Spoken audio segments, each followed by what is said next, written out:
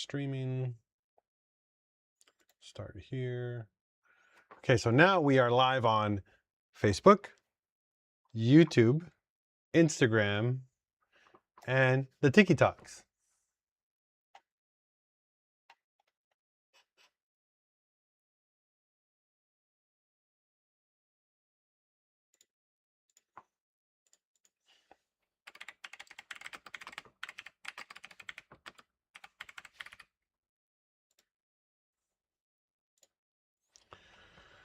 All right, I think I'm ready. It's been a minute. It's been a long day, guys, and I just had a severe accident just happen in my house, in my shop, and I'm super sad.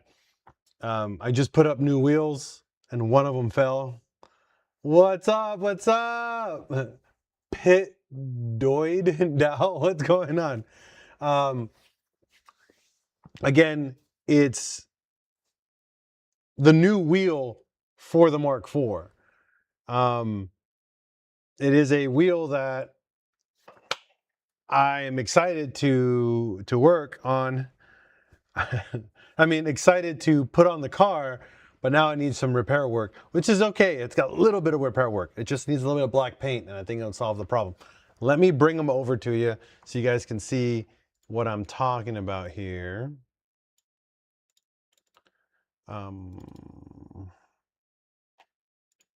Why am I getting crappy video quality?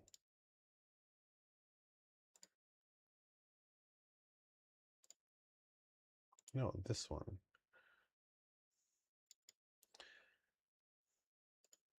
Custom.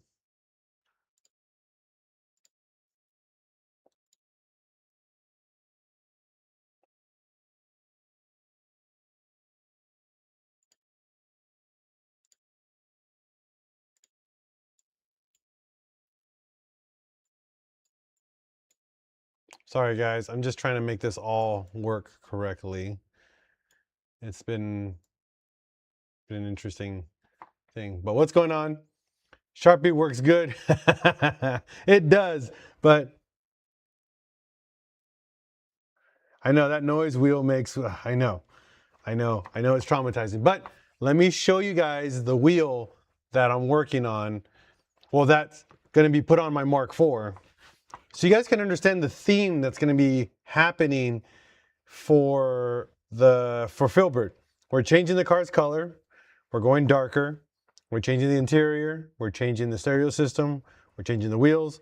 And another thing, but I can't say anything else, but there's a lot of stuff coming.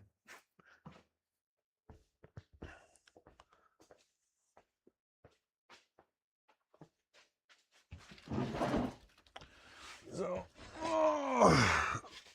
this is the wheel that we're rocking on the Mark IV this year. You guys can see that. These are hand painted by my cousin, Sophia. As you can see, the arcade, I don't know if you guys were here yesterday's live stream, but this is the idea of the car's interior, and it's also the idea for the car's exterior as well. So if you guys know what this is, then there's not much to say. That is correct. This is a Porsche twist, and not just any Porsche twist, the Porsche twist hollow spoke. This is a very light wheel for its size. It's very, very light because these spokes are actually hollow on the inside, and it's a forged wheel. These come on the 911s and the Carreras, I believe, back in the late 90s, early 2000s. The ones that I really want are the 3-piece versions of these, but these are super rare. And I know someone who has a Mark III that had a set that didn't want to sell them to me. I'm not going to point out to anybody, but he's small. He goes by Tiny, and yeah. You made me sad, Tiny. I remember you had these, not these, but another style, another version of these, and you got rid of them. It pissed me off. You made me angry. But yeah, these are the new Mark IV wheels. I am trying to go a route in the game that's hasn't been done since the 90s and early 2000s. And that's going on a style that's based off what you like and without following the crowds. You know what I mean? Because a lot of people, believe it or not, right now are just following the trends on building cars, and they're kind of ruining, how do we say, we're ruining,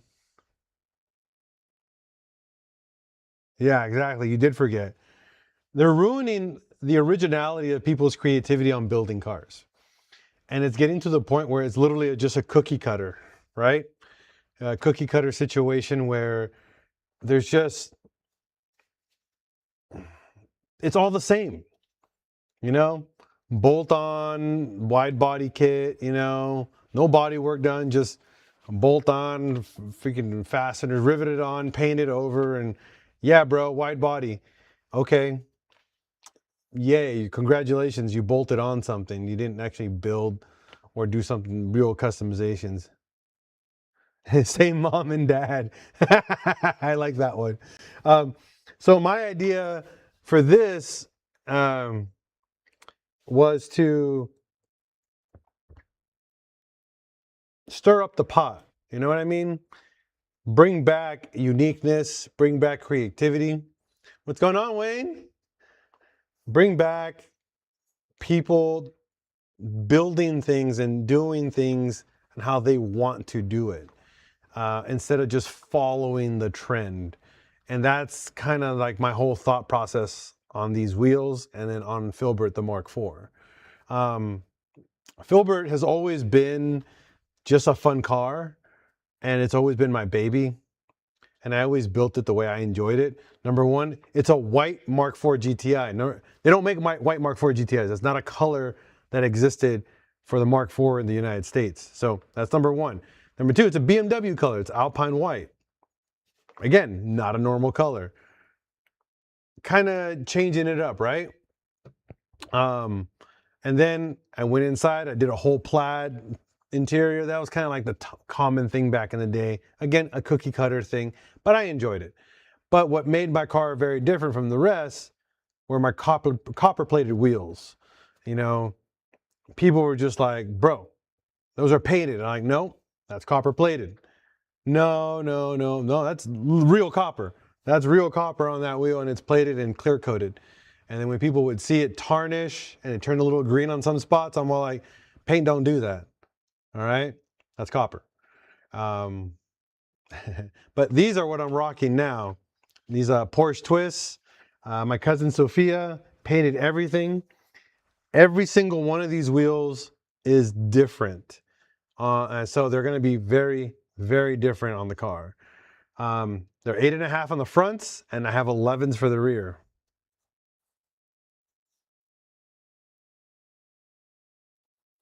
Oh, nice, Jonathan. What's the shipping on those copper wheels? They're not shipped. They're not being sold, Wayne. Don't ask. Anybody who asks me if my wheels are for sale, they're not for sale. They never will be for sale. They're going to be decorations.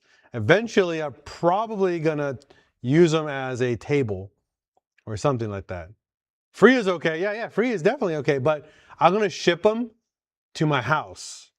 Like, not my garage, but to my house. But not to your house, my house. And they're going to stay there because they're my wheels. They're no one else's. And I'm going to enjoy them for as long as I can, even if they're not on the car. They're not for sale. Sorry. So that's what I have here. Ah, that's different. I can let you borrow them. Oh man, the paint just, I don't want to touch these right now. Ay, ay, ay.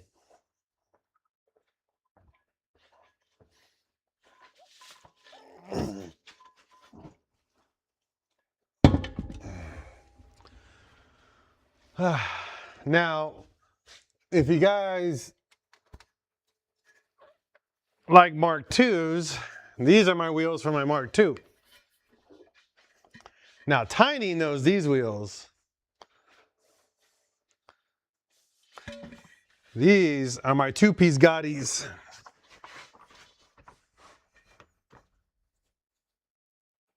That's right. I worked for Geek Squad for almost 15 years.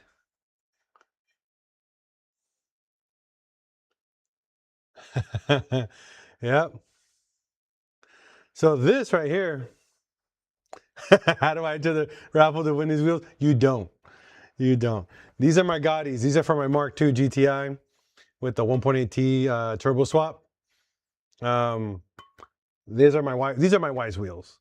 She really liked these, so I found a set and I got these for her. So she really likes these. These are the ones I just polished and had them powder coated. We're probably gonna go a different route with the color. Love you, Al. I know. Love you too, buddy. No VR6. 1.8T, bro. Never lose. I do have a VR6 in my Jetta, my Mark IV Jetta.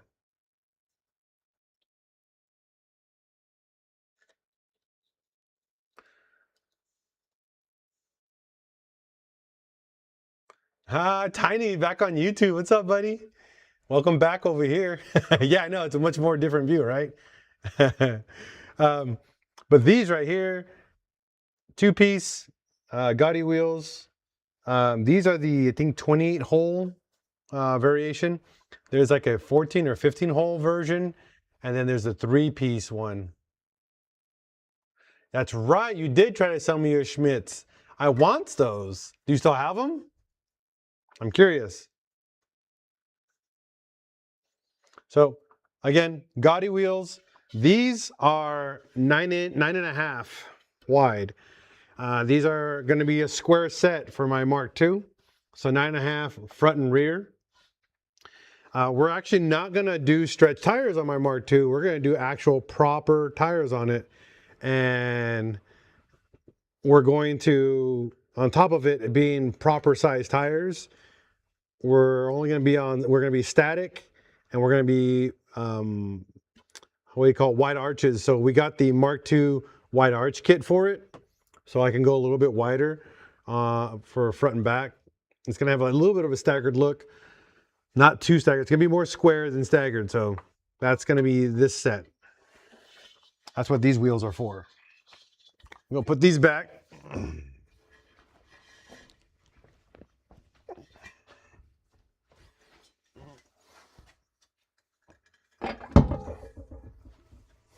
Now this one, this has a story. This has a story because it's only half a wheel. You see this? Look at this.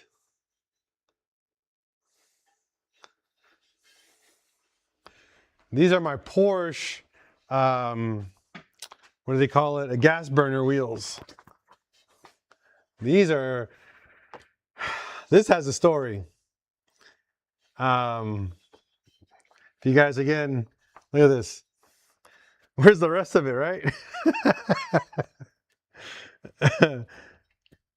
These have a very, very big story behind them. And that's why I kept these, because of the story that come with it.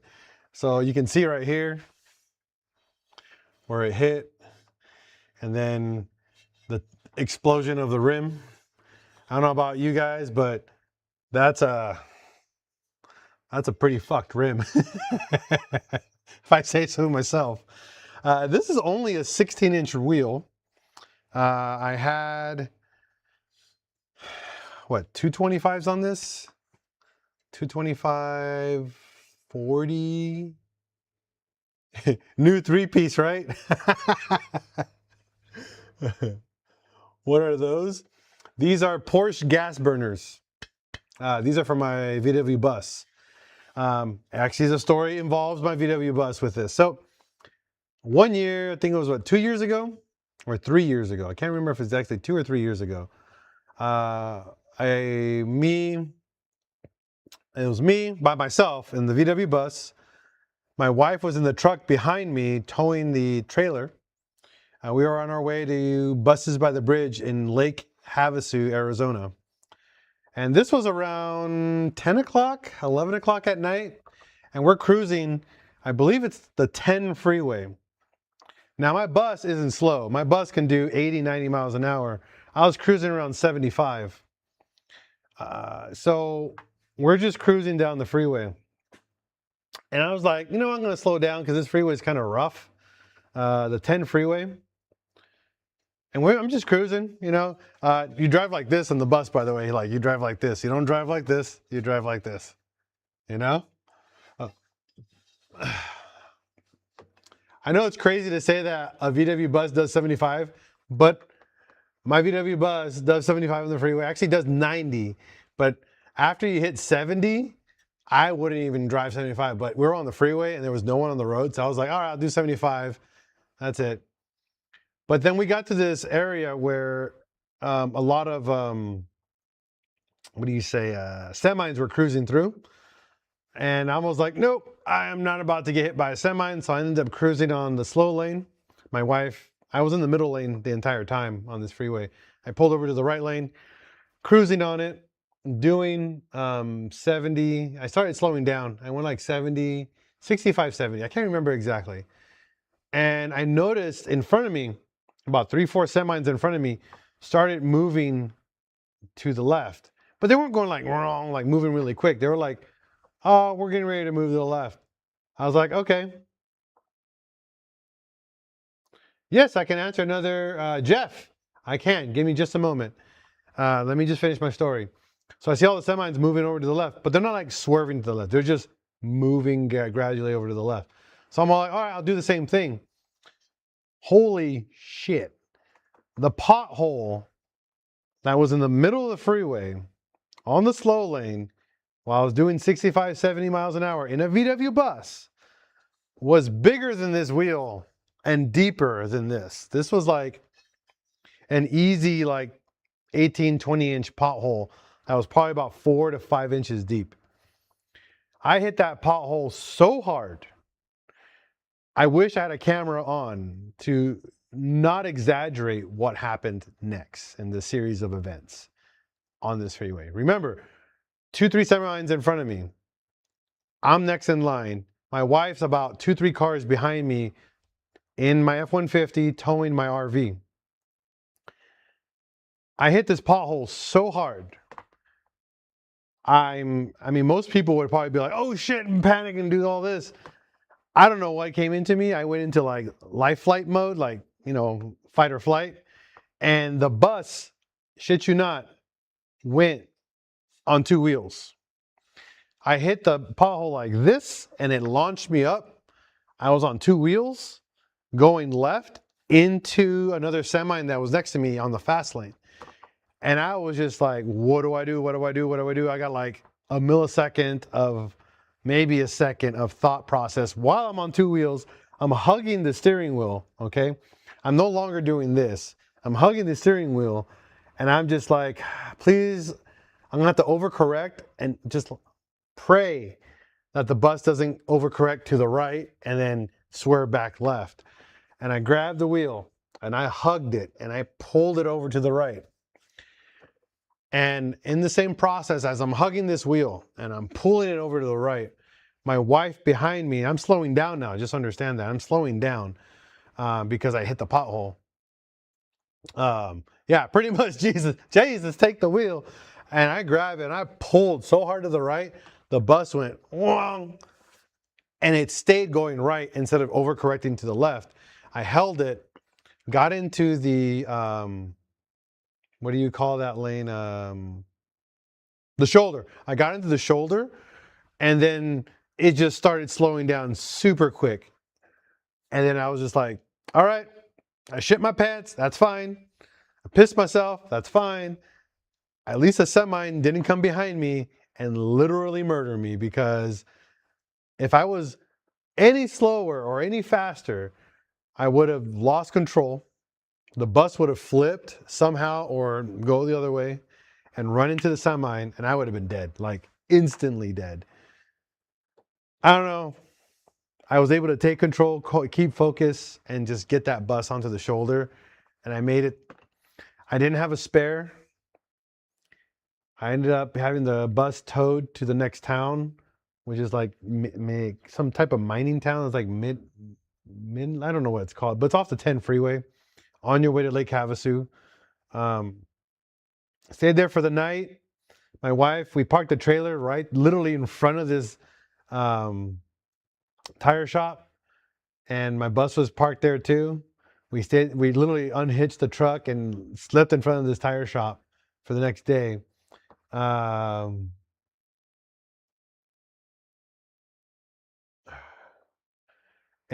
woke up the next day. Tire shop was there. They had the tire, but they didn't have the rim. Ended up calling a bunch of friends out there. Someone had a rim for me. And my wife ended up going all the way to Lake Havasu. It was about another hour away from the tire shop. She drove there, left the trailer in the truck. I was there just staying with the bus in the truck. Came back with my wheel, got it on, got to the show, ended up hanging out. Great story now. And oh yeah.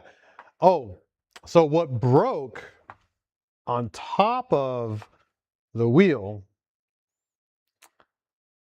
VW buses don't have control arms, just heads up. They have tie rods, and then they have what they call a linkage system.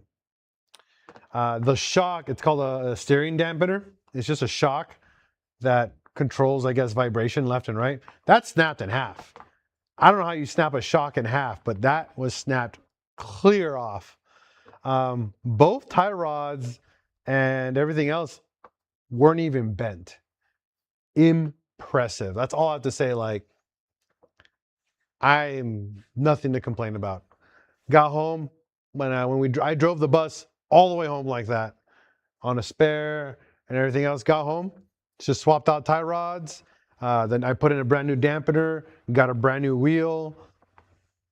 Car was fine. Can't complain. Cannot complain.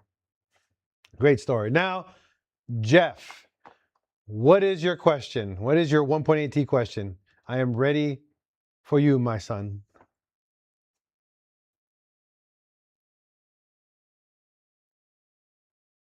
All right. What is your take on a fluid dampener crank pulley for the track? 1.8T build over stock, harmonic balancer. Is it a must or overrated?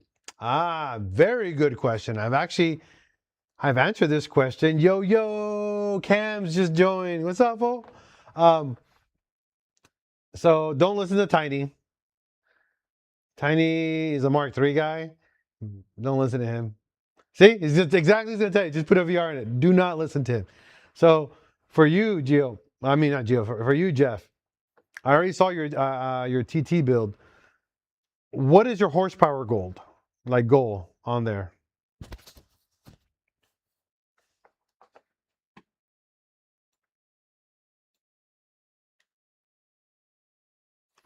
Smiles per gallon and then maintenance for years. Don't listen to Tiny.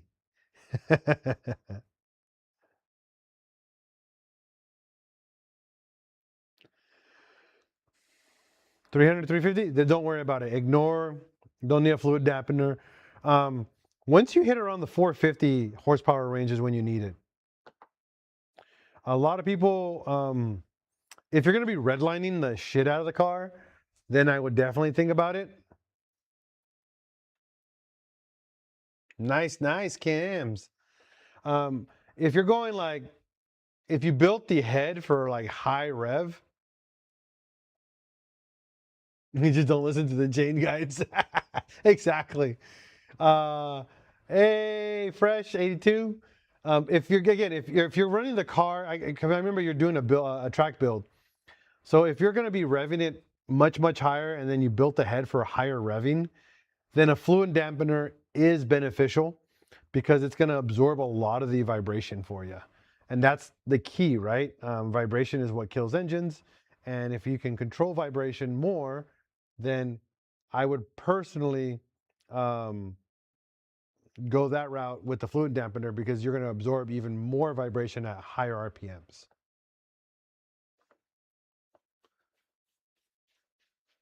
Yeah, see, you have Ferrara Spring, so yeah.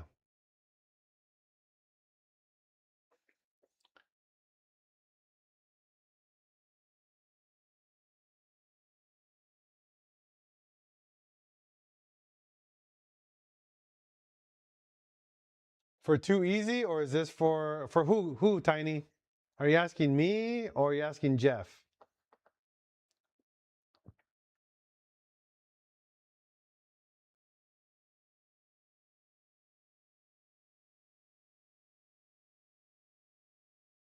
Ah, Jeff.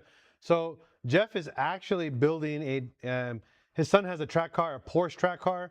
He's building an Audi TT track car. So, and it's part of his shop. So yes, he's actually going to race it. It's not stanced at all. It's just got, you know, sticker sponsors and a cage and everything that you need to track it. So yes, it's actually gonna be driven a lot. So I believe put a fluid dampener if you're gonna rev the shit out of it. Plain and simple. A lot of guys don't get why you need a harmonic balancer, aka a fluid and dampener. The factory one is rubber.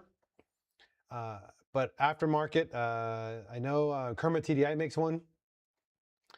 I know, well, then they don't make one, but they offer one on their website. I like it.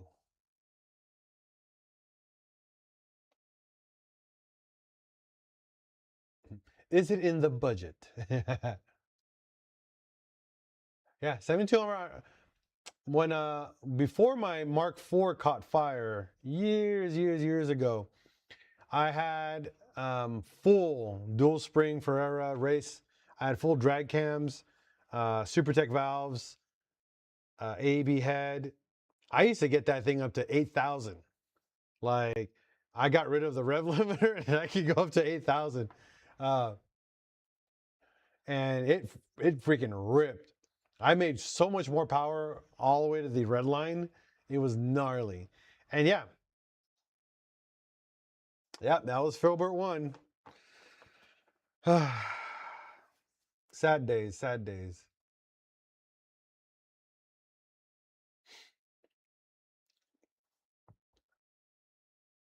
I know. And what sucked, it wasn't even my fucking wiring, not even my wiring. It was the stock wiring that caused all the problems. Freaking headlight shorted and the fuse didn't blow and ended up just welding the wiring to the Isaiah. If I can get the Jetta VRT done by then, yes. I might take my Mark IV GTI. I don't want to go Wookiees in the woods with a 1.8T. Kind of defeats the purpose. But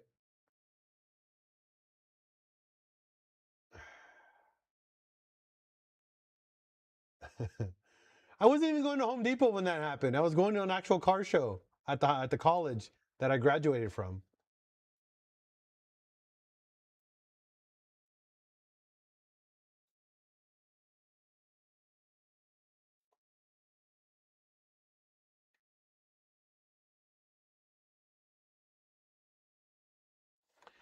I'm in Washington. We have Waterland in Oregon. It's pretty cool. I want to go to that. I mean, I've heard about that.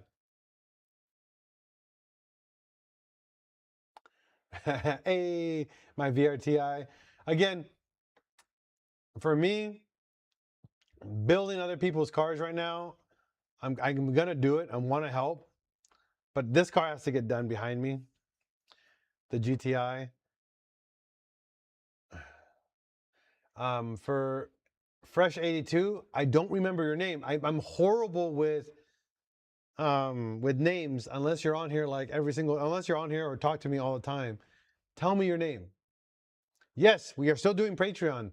That's why I'm talking about the Jetta VR6 Turbo. We have the Patreon Jetta. That's actually the next car to build after the GTI's out of my garage.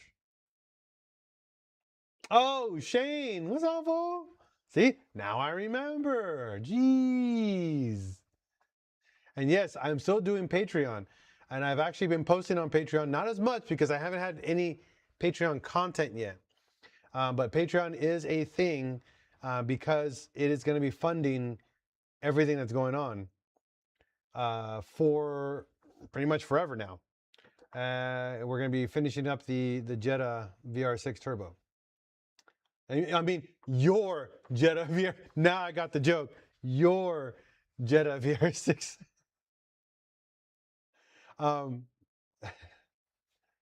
Yeah, I can post it on here actually. I'll send it right down to you guys.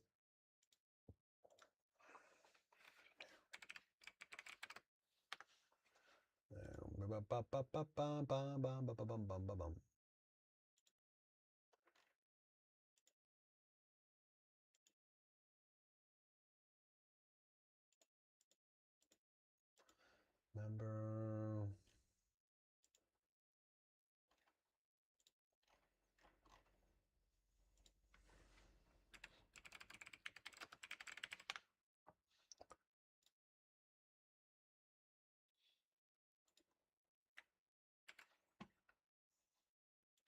There you go. This is the link to my Patreon if you guys are interested in it.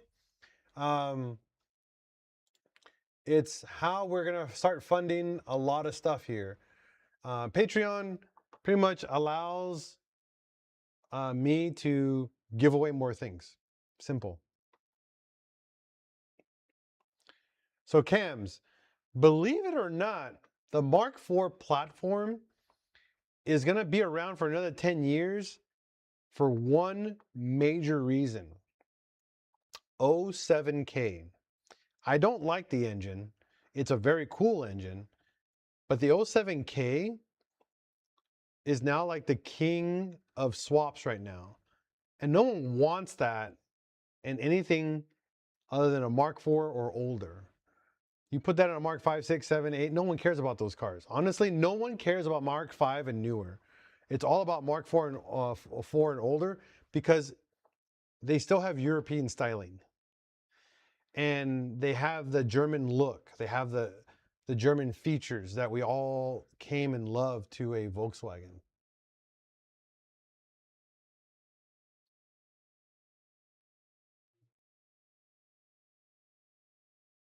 That's cool.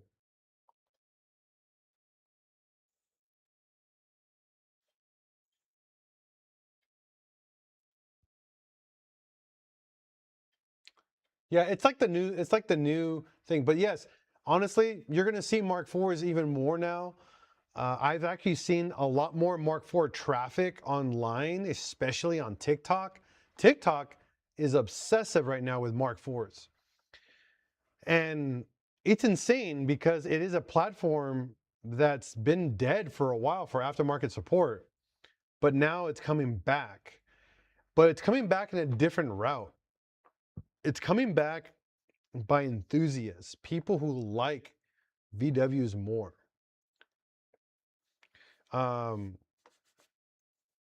So what I mean by enthusiasts, people are learning how to build and make parts for these cars. Kind of like the old days back in the 90s and the early 2000s when there wasn't an aftermarket like for everything.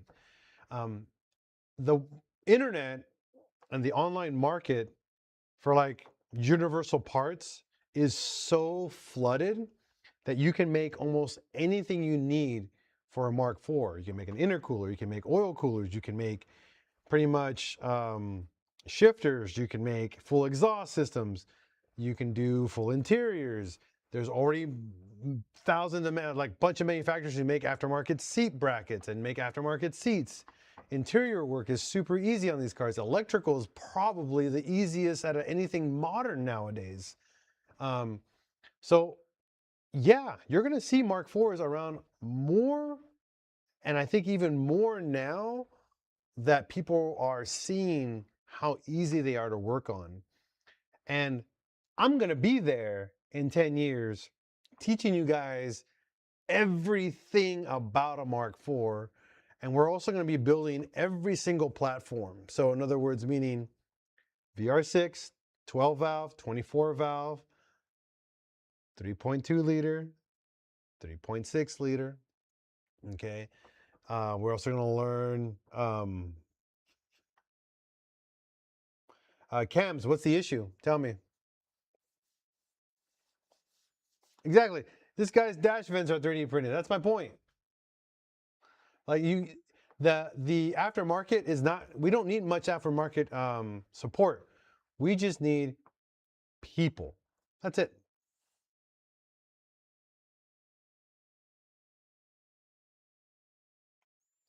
You did an O2J swap on Tiptronic. Now I have a serious battery draw.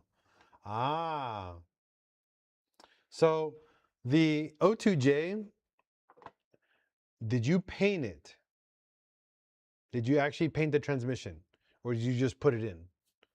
Curious. Do you have any thoughts on the late model Touareg front brakes and master cylinder to avoid the long pedal effect? Are you talking about the Z, the big brakes off of them? And if you did you use the master cylinder from that car as well?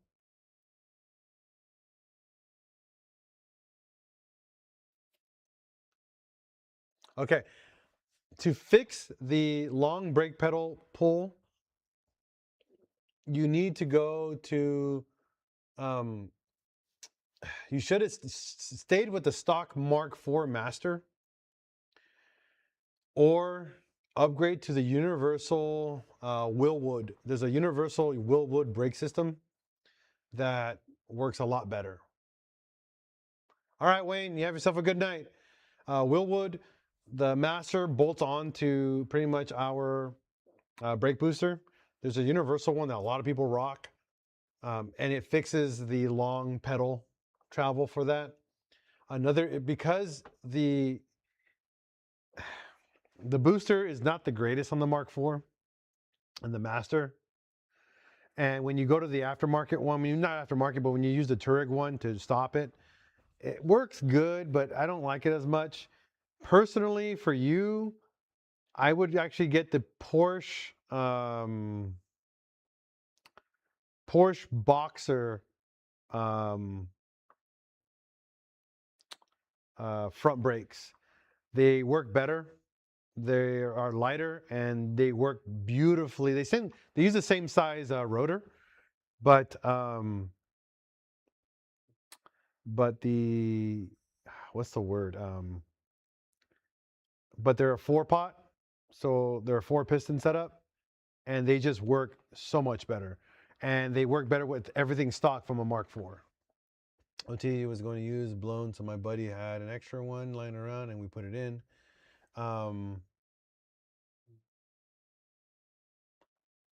Okay, again, when you swap yes, take them off. It has to be like the late 90s, early 2000s. I think 2002, 2004 Porsche. You have to get the brackets though. The adapter brackets, you can get them from I forgot who makes them. You can get them on Euro Tuning and ECS Tuning for the adapter. But yeah, you can get the calipers and they bolt. You just get the adapter and they bolt right on, and you can use I think 288 or 322 millimeter rotors and pads, and you're good. And it stops as good as the Z Brembo, those big brakes off of the Tiguan. They stop just as good or actually better, personally. And they have a stock brake feel as well. So for cams, you swapped out, you pulled the Triptronic out and you put in a O2J, and then you have a battery draw. So there's a couple ways you can find out what happened. Number one, to fix, Z17, Z18, that's exactly right. To fix the battery draw, what you want to do is, there's a couple ways you can go about this. You can either get a test light, all right? There's things called test light. You pull the negative, okay? And you run it in between the negative terminal, and use it as a ground wire. You don't turn the car on. It should light up, right? Because you have a power draw. So if you have a power draw, that means it's going to light up. There's electricity going through it. pull one fuse at a time. Every time you pull a fuse, see if the light gets dimmer. If the light gets dimmer while you're pulling a fuse, right, or none of the lights get dim, keep pulling fuses until either the light turns off or goes dim. Find out what it was that you did the moment it does that. Okay?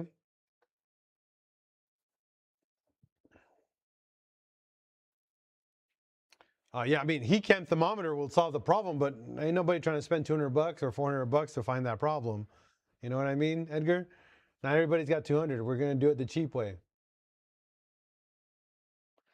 So Jeff, that is correct. If you put it on the positive side, if you put it on the negative side, it should draw some current, but not enough. It should draw enough to keep it just dim. If there's a huge draw, it should get really bright. Okay? And if it gets really bright, that means there's something more than just it's pulling. So my recommendation is just keep pulling fuses until it gets really dim.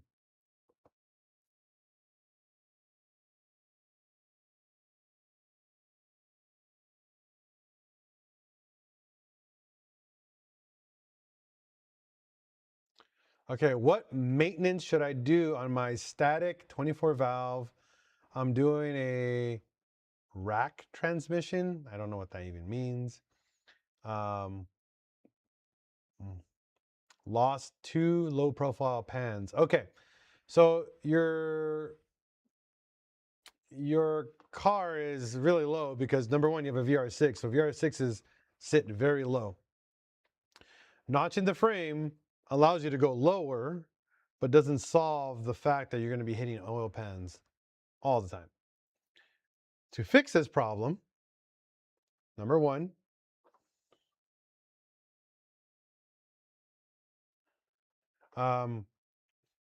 skid plate, highly recommended. Number two, you want 1-inch engine spacers, okay?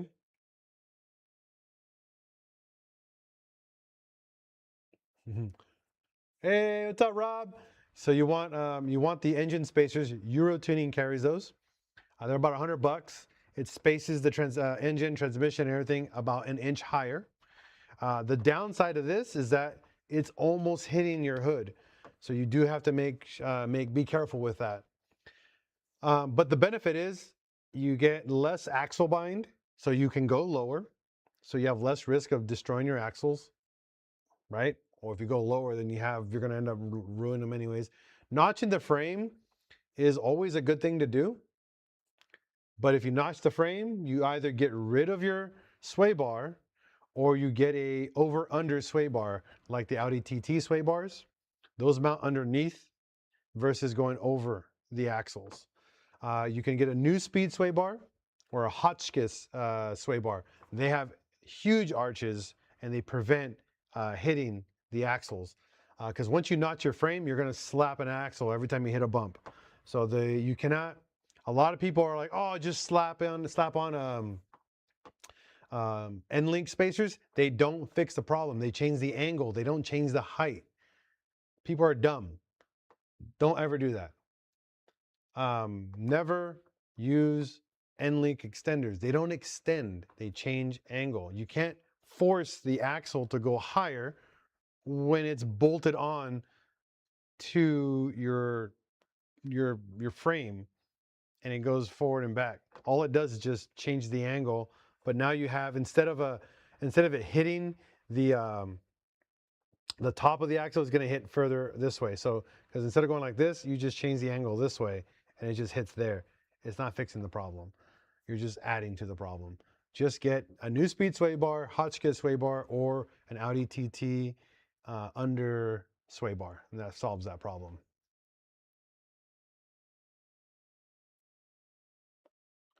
Again, aluminum belly pan is also a great idea. Carbon fiber fenders. Anything carbon fiber is not worth the money at all. At all. It's a joke. It's just aesthetics. If you like carbon fiber, go for it. I had 3 carbon fiber hoods, all made in the early 2000s. I got two of them for free, and I paid one, I think, $100 for one. I sold all three of them. They were $1,000 freaking carbon fiber hoods. Never kept them. Total joke. Especially when you go into solid motor mounts, like VF Engineering motor mounts, you're gonna rattle the living shit out of your car, and then you're putting this super light hood that's gonna go. It's just even worse. Don't do it. Stick with the stock hood and your stock fenders. If you want to get, there's a company that makes they make a factory 1 inch wider, so like a wide body fender. They actually make them, I think 22 or 23 millimeters wider than stock, to match your rear arches. I forgot the name of the company, but you can actually find wide arch fenders. Hey, what's going on? George Pacheco from Bastion, Massachusetts. What's going on, buddy? I know Raxels went under, Rob. They went under a while ago, actually. But there's like another guy that took up the torch. It's not Raxels anymore, but he makes axles as well.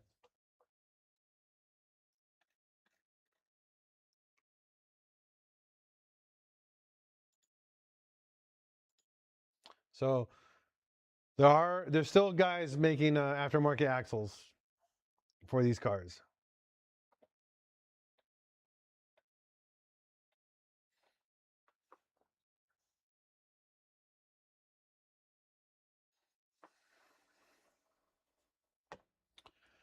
Maybe dumb question, but the MK3 and MK3 Cabrio hood are the same, correct? Thinking about ditching the car. No, they are not the same. So the Mark III Cabrio is a completely different monster of a car in general. They are not the same. They look the same, they act the same, walks like a duck, talks like a duck, squawks like a duck, but I ain't a duck. I'm just telling you that right now.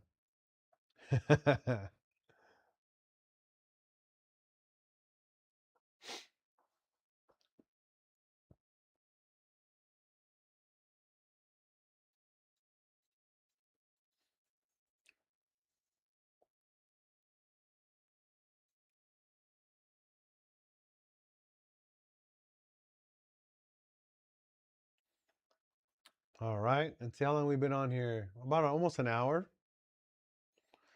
All right, do we have any other questions? Yep, you need to go find a Cabrio.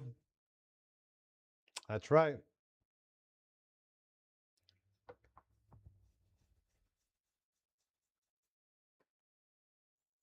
You guys have any questions? What's going on? Welcome.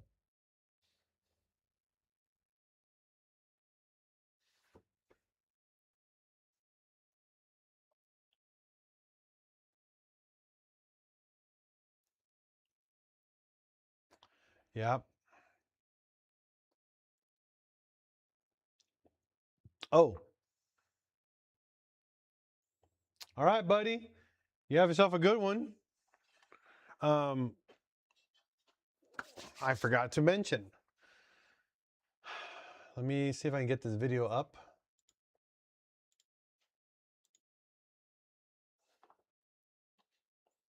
I'm gonna minimize this. For everybody on TikTok and Instagram, head on over to my YouTube channel, because I can't show you guys the video, unfortunately, because I can't stream it to you guys, but I can if you guys head over to YouTube. So the Franken F21 Turbo is a legit turbo. I thoroughly like it, but it is not a high performance turbo. It's just a stock upgrade, okay? Just so you know. I don't see that turbo as a high performance. I just see it as a stock upgrade. It's a nice stock upgrade, I ain't gonna lie.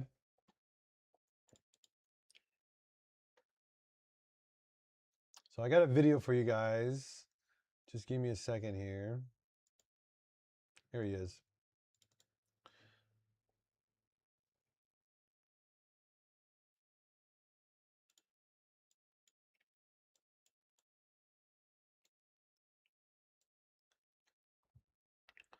Now, before I show you guys,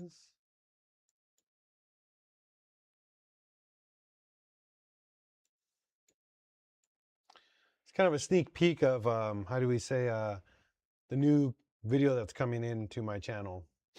And this is why I need Patreon a lot, is to help people like this guy right here. So hold on, okay?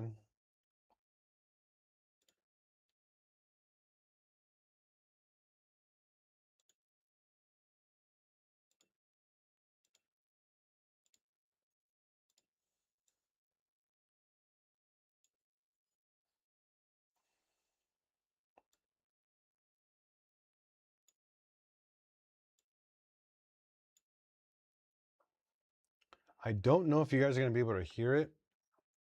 And do the best I can to share the audio here. Everybody on YouTube, can you guys give me a thumbs up if you can hear the audio of the video? Okay?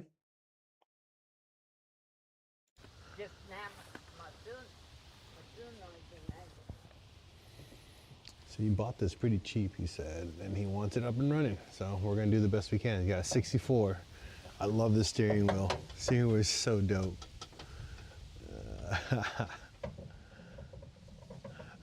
He wired up a switch for the turn signal. So he had a manual turn signal it. You know?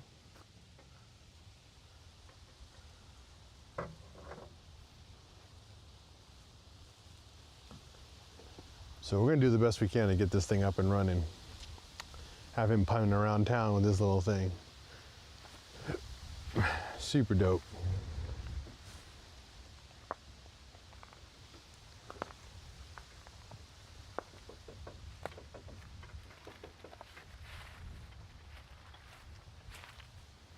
You gonna try to crank it by hand?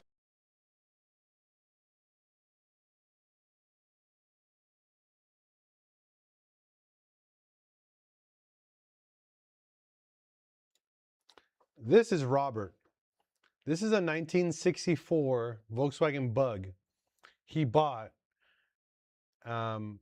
He sold his Harley because he couldn't ride a motorcycle anymore. He bought this, drove it home for like 3 days, and then it just gave out on him. They told him something was wrong with the clutch and something was wrong with the brakes. Robert was born in 1967, and this is why he fell in love with it, because he says like the car and him are kind of similar. It's a 64, he's from 67, and he just always wanted a VW Bug. He's laying on the ground because he wanted really badly to crank it over for me. And I told him, don't worry about it, man, don't worry about it. He's like, no, I'm gonna go get it, I'm gonna go get this. He grabbed a crowbar and got underneath the car and trying to find a way to crank it, right, by hand. And I was just like, dude, this guy is enthusiastic like crazy. He loves his little Bug. So this is Robert. I'm gonna get him off his back right now, so give me a second here. And it's out of gear, right? Yep. All right. Oh, if it wasn't out of here, I would be done and beat this bug.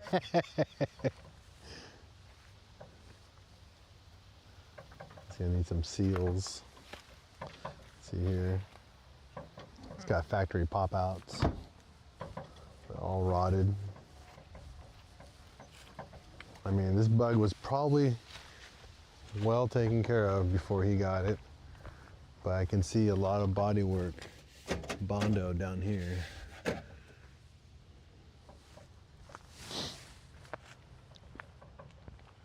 Oh, we'll get this Bug up and running. Then we have, see if our friends MP or J-Bugs can help us out, get this guy up and fully restored.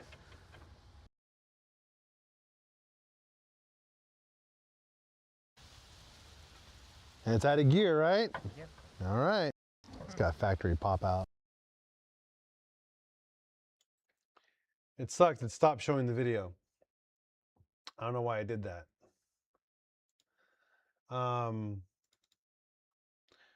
So what I want to do, when I post this video, I'm going to start editing this tomorrow.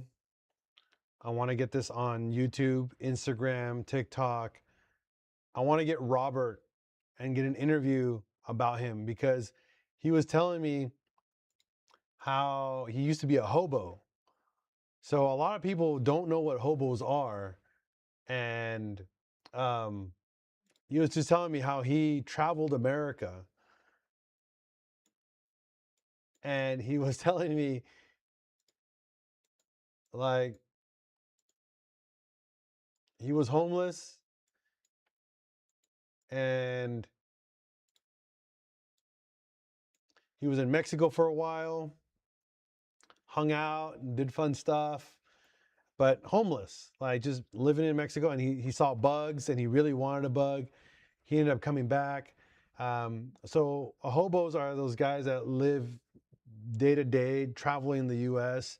And he was telling me he was traveling by train, you know, jumping on the back of trains and just traveling wherever it took him. That's where he ended up. And he ended up in Mexico. And this was his story. I want to get a recording of him talking about his life. Now, the thing that really pisses me off is that Robert has cancer. And Robert pretty much lives on a fixed income. He lives in a little tiny house. I wish it's hard to see it. So right back here, he lives in one of those little sheds that you buy at Home Depot. This is what he told me. He said he bought that and he sheetrocked it himself. He did the insulation, all the electrical. He did everything. He lives in this little house by himself. His brother lives next door. So he lives in the house next door that he built, but he's happy. So we're not asking for a home. We're asking for a bug to get restored. So I want to get J-Bugs or MP, somebody to come out and help me on this car. I'm going to be putting all the work and get this car like at least sealed so no water gets in it. I'm going to get the motor back and dialed in. I'm going to get the clutch and the brake master cylinder all put back in correctly. If anybody else is out there and are watching this right now, I'm going to be posting his video tomorrow. And I want you guys to share, and see if we can help out Robert with this bug. It's a 1964 VW bug, and this guy loves it. He loves it to death, man. We were talking for a minute, like we just shooting the shit, and this guy is so freaking cool. I wish I can get him on. I have him here, but I gotta find the right video. I'm just shooting the shit with him. Oh, there he is. Yep.